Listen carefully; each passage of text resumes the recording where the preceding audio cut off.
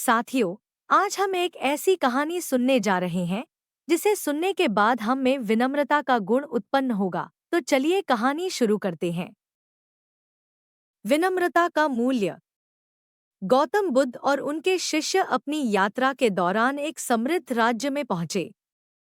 राजा, जो अपनी संपत्ति और शक्ति के लिए जाना जाता था, ने बुद्ध को अपने विशेष अतिथि के रूप में रहने का निमंत्रण दिया।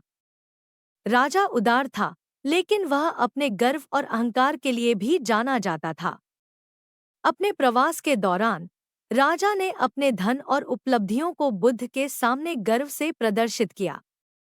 उसने अपनी विजय, अपने विशाल खजाने और अपने महल की भव्यता के बारे में घमंड किया। बुद्ध ने धैर्यपूर्वक सुना, अपनी आंखों में एक कोमल मुस्कान के साथ राजा के गर्व का निरीक्षण किया। एक शाम, जब वे महल के बगीचे में टहल रहे थे, राजा ने कहा, गुरुजी, मैंने बहुत कुछ हासिल किया है। निश्चय ही, मैं एक महान और बुद्धिमान शासक हूँ। बुद्ध ने उत्तर दिया, महानता और बुद्धिमत्ता को धन या शक्ति से नहीं, बल्कि विनम्रता और दूसरों की सेवा से मापा जाता है। मैं तुम्हें एक कहानी सुनाता हूँ।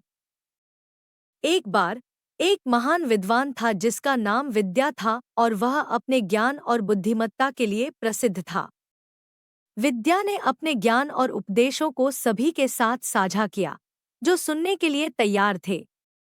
हालांकि उसके अपार ज्ञान ने उसे गर्व और अहंकारी बना दिया था। वह मानता था कि उसके लिए सीखने के लिए कुछ भी नहीं बचा था। एक दिन विद्या एक छोटे गांव में पहुंचा और उसने एक बूढ़े, विनम्र साधु संतोष से मुलाकात की।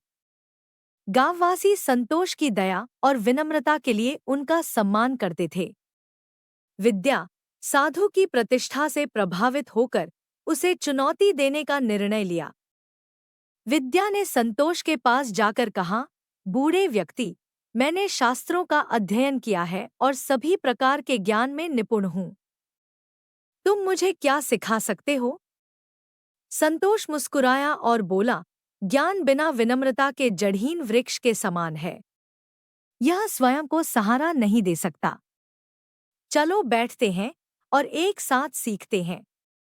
विद्या, हालांकि संदेहपूर्ण, संतोष के साथ बैठने के लिए सहमत हुआ।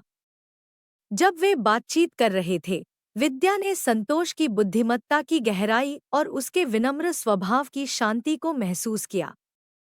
उसने देखा कि सच्ची बुद्धिमत्ता अपने ज्ञान का घमंड करने में नहीं, बल्कि विनम्रता की शांत शक्ति में निहित थी। समय के साथ विद्या ने अपना अहंकार छोड़ दिया और विनम्रता को अपनाया। वह एक प्रिय शिक्षक बन गया, न केवल अपने अपार ज्ञान के लिए, बल्कि अपने विनम्रता के दृष्टिकोण के लिए भी।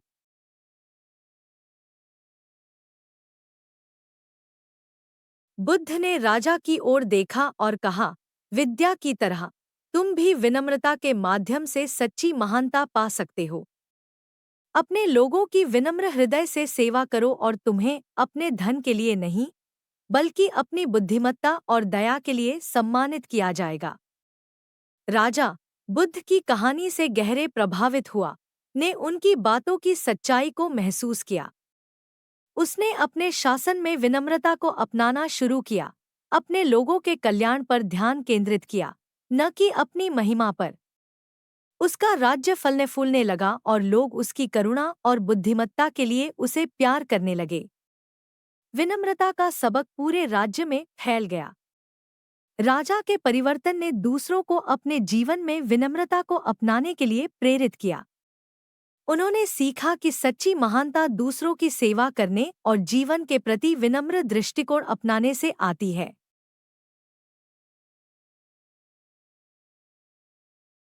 इस प्रकार विनम्रता का सबक बुद्ध के उपदेशों का एक महत्वपूर्ण हिस्सा बन गया। उन्होंने सिखाया कि विनम्रता को अपनाकर हम सच्ची बुद्धिमत्ता और महानता पाते हैं। विनम्र मार्ग सेवा, करुणा और गहन संतोष का जीवन बनाता है।